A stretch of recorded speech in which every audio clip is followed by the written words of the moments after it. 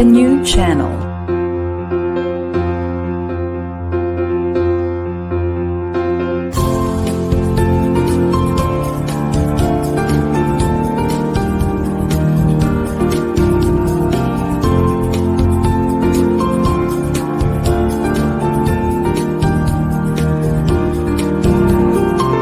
The new channel. Hashtag TNC Now.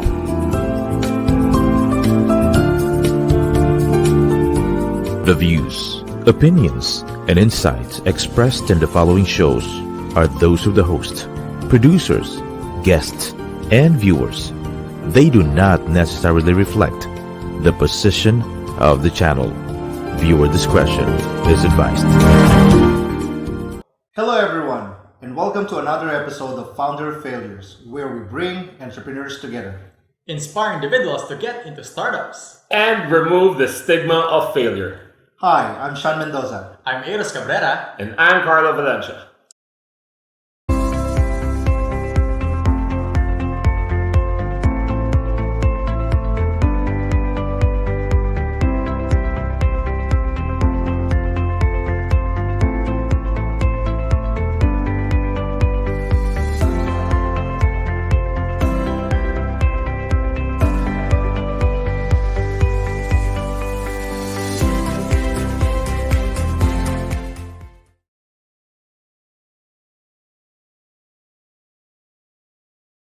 And for this episode, we'll get to know the story of our guest, from crowns to confections. We have here Miss Steph Malibiran. Hi, welcome. My name is Steph Malibiran. I am the executive chef of Cafe Stefania.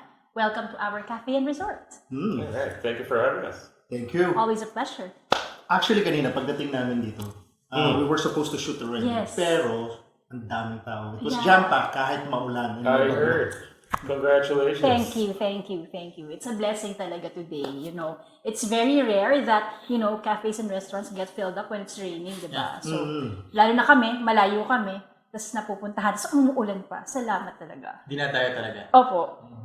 Actually, very overwhelming. The place is so, comfortably in the eyes. Alam mo yun, pagdating It was. Yeah, It is. Very, I very just came here and I love the parking, by the Thank way. you. We really thought about Very that. spacious. One of our goals is to have a huge parking space. I love it.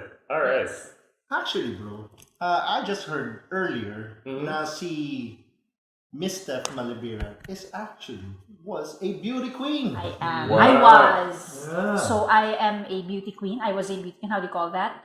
I joined pageants since I was 16. I joined Miss Manila, and then I won Miss Teen Manila. And then after that, there are pageants in betweens. I joined Bini Bini Pilipinas, Miss Philippines Earth, and then my last pageant was 2013. I joined an international pageant, and then I won Mrs. Asia International Tourism. Thank you, in Malaysia. Mrs. International Tourism. Yes. I love Pride of San Luis, Batangas. I represented Yon. Batangas. Wow. Batangas. Yeah. So you do that, Batangas City! I did not. Okay. Sorry. Parinig namin yung mga intro. Meron bang I just said like Stephanie Malibiran, Philippines. okay. It's not like you're from Miss Universe from Batangas City. I know, I don't like going up. I don't like going up. Every time somebody asks me where I live, that's what I say. City! Pasig City. Anyways, speaking of, from Beauty Queen, you've started your own cafe. Yes. Right? Which is Cafe Stefania, where happiness is homemade. Yon. I love it. Actually, very catchy yung Yeah, tagline yeah. niya. Thank you. Happiness is homemade. Yes. How did you start your cafe pala? Starting up my cafe, well, owning a cafe has always been a dream of mine, as well as a bookshop. And then during the pandemic, I learned how to bake, to cook. So I fed my husband, my daughter. They liked it. And then during small parties, I cooked, I baked, and then they liked it as well. Then it just happened. I told my husband, Doc, I want to put up a coffee shop. And then he said, go, do it. So he was very supportive because he will feel it if it's the right thing to do. And I really felt it in my heart that time. So I said, I love to drink coffee. I love to bake, and then I love it more when I make something and I see everyone eating it. It's the best feeling ever. So Doc was very supportive of my decision. Right. Yeah. When did you study your culinary? I studied culinary at ISCAM, Quezon City. Yes, during 2022, the summer of 2022.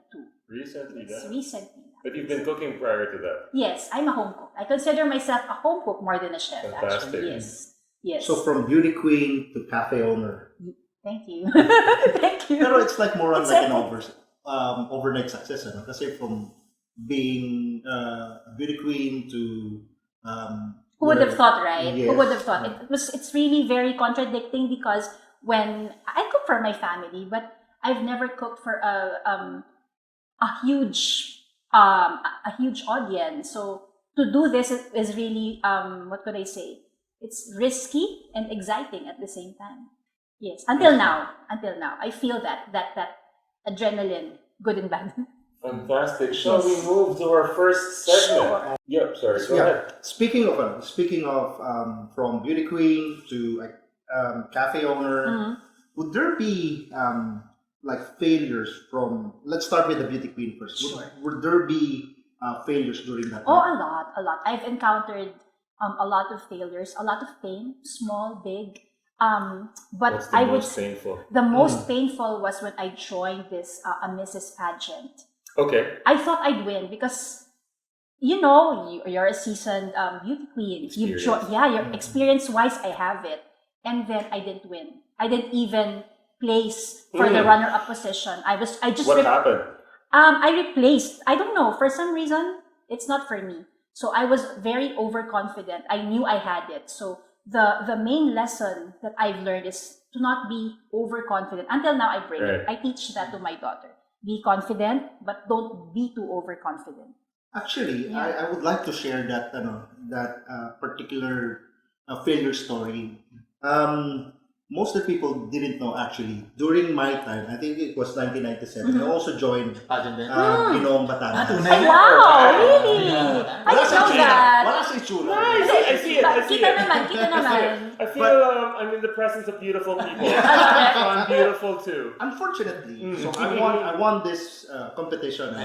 Yeah, Wow. Ginoong Batangas 1997. Google ko I am yan. searching here. That's what I was gonna I'm do. not too sure if Oh, inabot pa ni Google yung 1997. ayaw nga.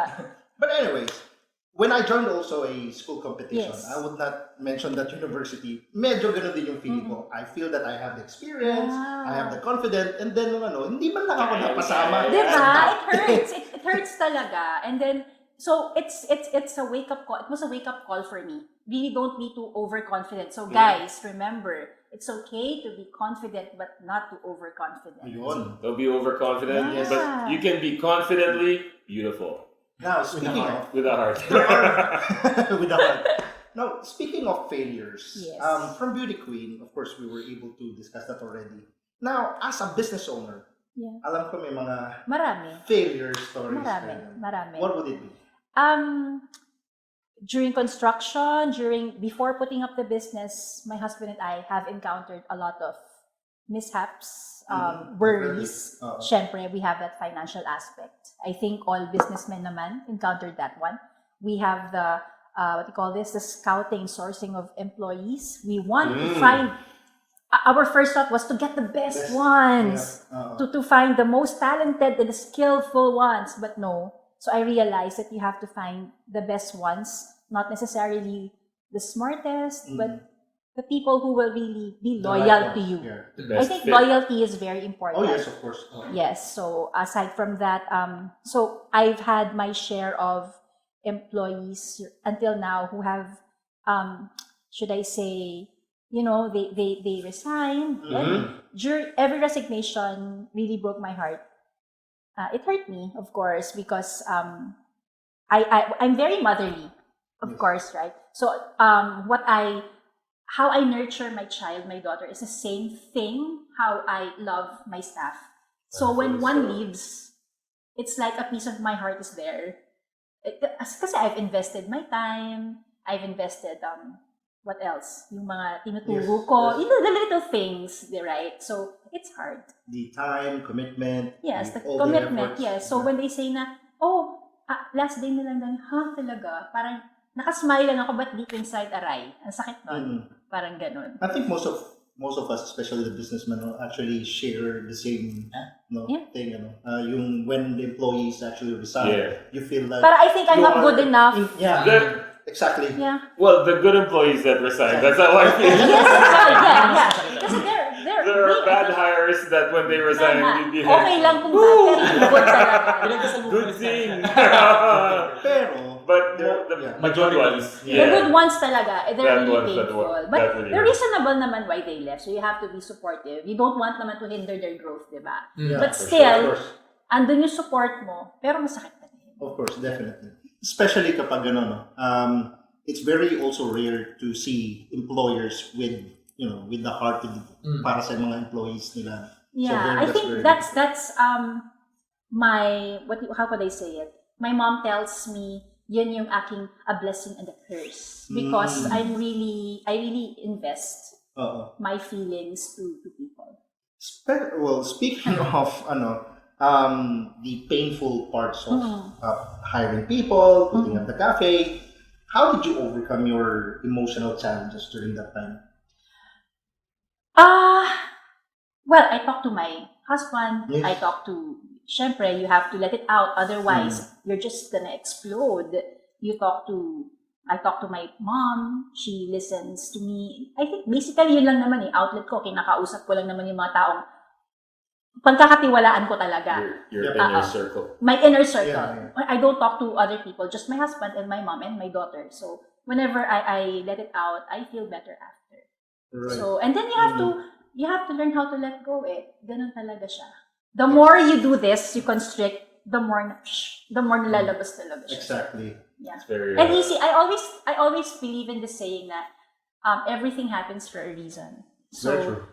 yun. So you may not see it now, but you will see it eventually. Kaya pala, parang gaganon ka. Yun. But actually, I want to ask this again. I asked this our first episode. Yeah. What's your take on the customer is always right? Oh my gosh. How could I say this? I think I don't fully agree with it because, well, speaking as for example, I'm a customer, right? If the staff is good to me, I will return it too. Right. But if the staff is kind of rude, of course, I'll have to call the attention of the manager or whoever is inside. So the customer may not be always right. They are not always right, but they are entitled to their own opinion. Right. Yun. Of course. But for me as a cafe owner, I always tell my staff to try to be mellow, and if you can, hold your emotions, because of course customers will assert themselves. They will assert themselves. So the best thing to do is just keep quiet and just smile. I guess. Smile. Was there a specific scenario in your mind? Inaalala mo? Madami, but I'm not gonna say it on air. Oo, marami. But from those, matututo ka naman. You will learn how to deal with, ganito pala to. Sa next naman. Ganyan. Yes. Tsaka, pero what's nice about these people is, some come back. So when they come back, you know already what to do. You know how to take care of them. Right. So, you mean they complain but they still come back? Yeah. Fantastic. They do. So, alam ko na, okay. That's a good sign. So, yeah, very meron. good sign. Parang, thankfully, na naririnig ni Lord yung prayers ko na. Kasi syempre, isa yun sa mga isipin ko at night na, what if, kasi it happens na bigla na lang may ayaw ng customer, kahit first magagalit na lang sila, ganyan. So, sana talaga wag akong padalhan ng mga ganyan ni Lord. Challenges. Actually, sa service industry, it's actually always a problem, yung customers. But you know what? What I tell also my staff is, kung paano kayo gustong, how you want to be served, Right. you give that service. Exactly. So basically, that's why my tagline is where happiness is homemade. It's not just on the food, but it's also service-wise. Because, for example, you dine at my home, I'll give you the best service. Right. Right. It's homemade, it's motherly. It's the love and the passion is there. So every smile, when I smile at you sa cafe or here in your, so it's genuine. So I guess people will see right through you. Exactly. But I'm very sure that they're doing the right things. Kasi yung customers nila, even if they complain, they still come back. They still come back. Yeah. So, would there be specific lessons that you want to share and that you, until now, you carried from your career as a businesswoman? So, again, don't be too overconfident. Yes. Number 2, ano ba?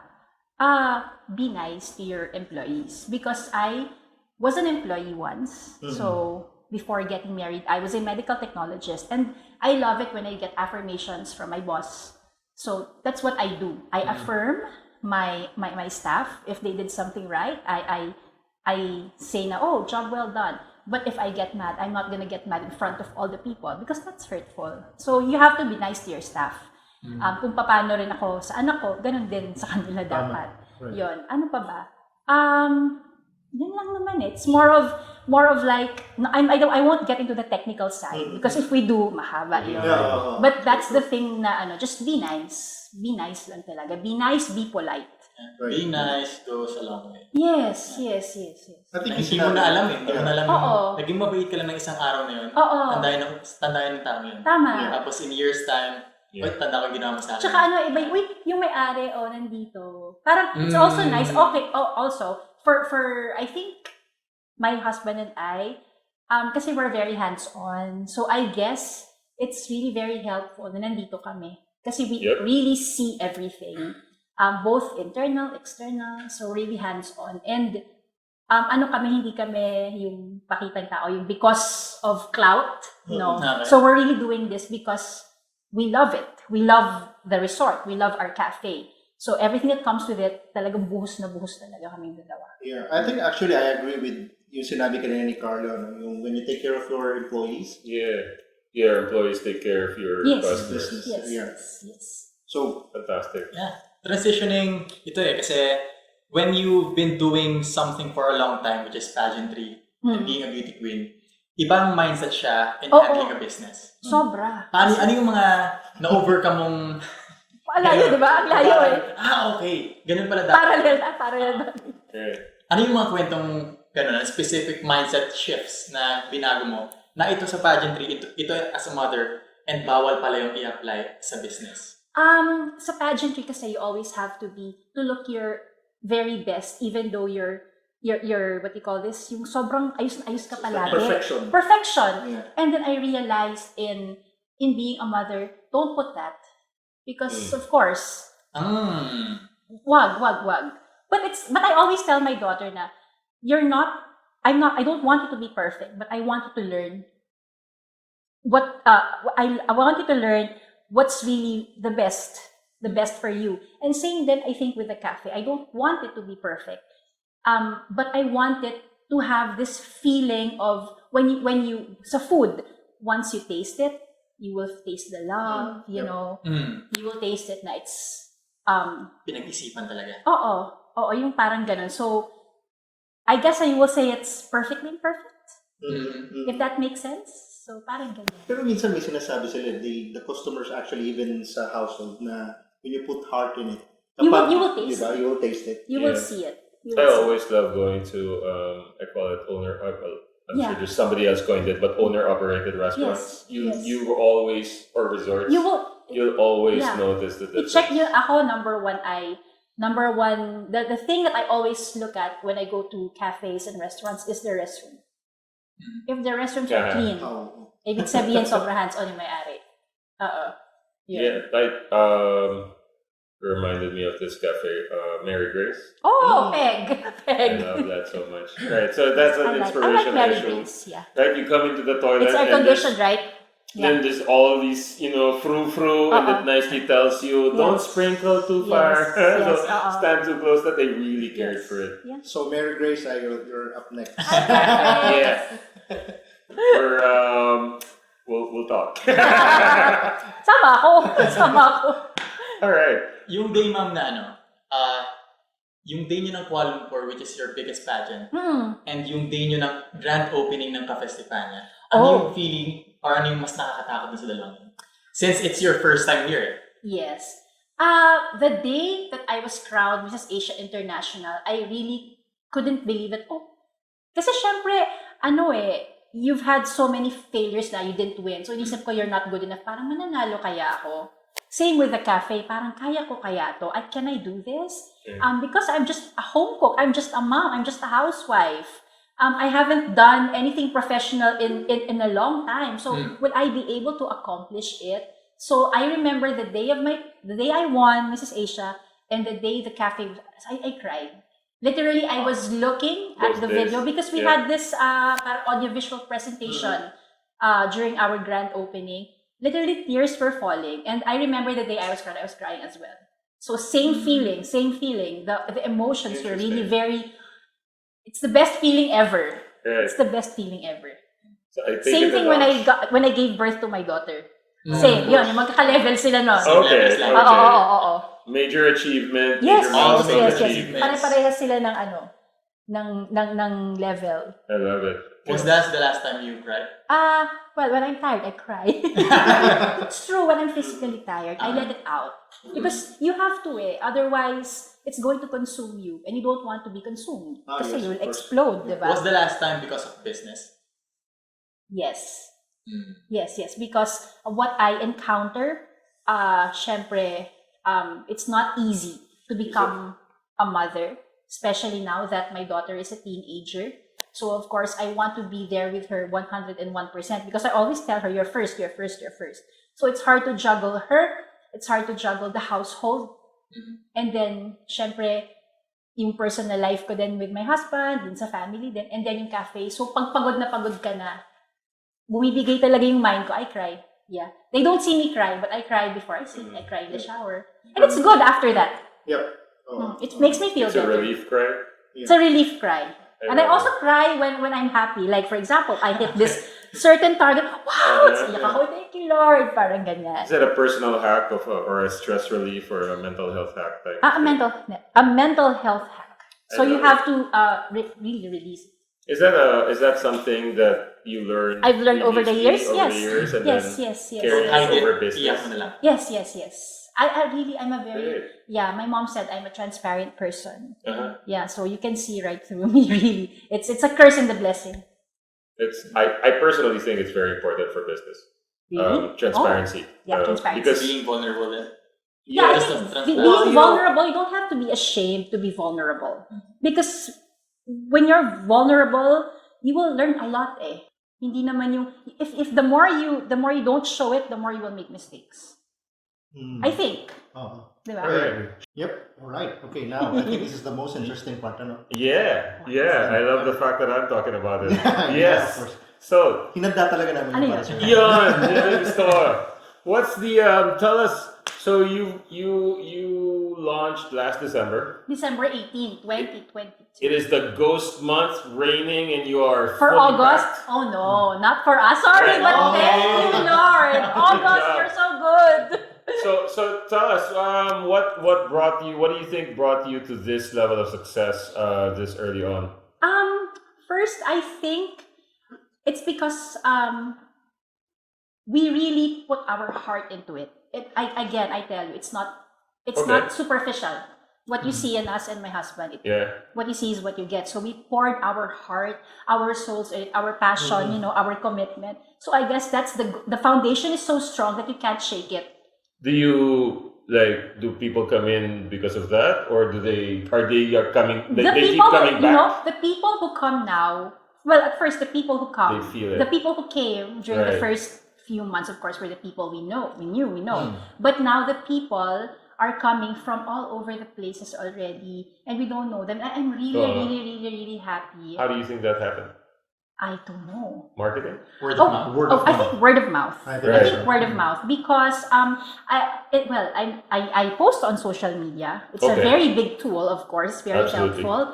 But I think also what I hear from our customers is that they were referred by this. They heard So it from word of ganito. mouth. Yeah. Right. Yes. Is that something deliberate, or is that because of that all heart Well, I think passion as a to byproduct? to modesty aside, some customers say that the taste of our food is consistent. It hasn't changed. Right. And I'm happy about that Fantastic. because it's very difficult to sustain. Sobra. Sustainability is Consistency very and difficult, diba? So I'm happy because since day one that we launched until to this day, iisa ang lasa ng pagkain namin. So binabalik-balikan. Binabalik-balikan. And That's a very good thing. right. Yeah. So that's what you mean by pouring your heart into it. The Yes, food's because so good, it's so they hard feel it. to, even for the state of al dente of the pasta, it's hard, Yeah. Mahirap yun na a week lahat pare-parehas ganun yung pagka-al dente ng pasta mo. Do you have any, for people, not necessarily how to keep things al dente, but, individuals who want to, so this show is all about encouraging founders and people to start their own business, despite the challenges, despite whatever they don't have or might have. What is your advice for people and individuals that Who want to start up their own business? Yes. To people, or whether young or old, who want to start up their own business, as long as you feel it in your heart, go for it. If you have this small voice in your head that says, you can do it, you can do it, you can do it, believe in that, hold on to that.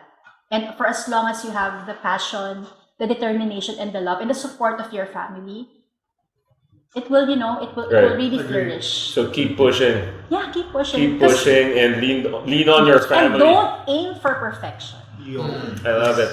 Don't aim for perfection. All right. So thank you very much. Thank you. so Thank much. you. I'm so That is happy. all the That's a time we very have. good, actually, that's a very Salamat. good conversation. Very Salamat. good. Thank you. Thank you so much. So, Steph, would you like to invite your avid customers and the new customers?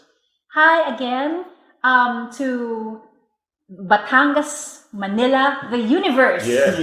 To the universe. Please visit Cafe Stefania and the Malibiran Farm and Resort. We are located at San Luis, Batangas. We are on Waze and in Google Maps. So please visit again Cafe Stefania, where happiness is homemade. Yeah. Thank Thank you you so much, Miss Steph. And now we have known the story ni Miss Steph from ground to Confections. Tama ba? Tama. Uh-huh. And now, nalaman natin yung failures niya from being a beauty queen and kung paano niya na-overcome. And now, kung anong nangyayari niya sa Cafe Stefania, which is very nice. Thank you so much. Thank you, Steph. Thank you. And unfortunately, sa kagaya ng unang episode natin, the talk is very short, but it was a Pero very sarap ng fruitful kwentuhan discussion. natin. Thank you. So, ladies and gentlemen, this has been the episode of Founder Failures. Watch out for our coming episodes only here at the new channel. And don't forget, get inspired. Don't fear failures and join The Startup Batangas community. This has been Founders Failures!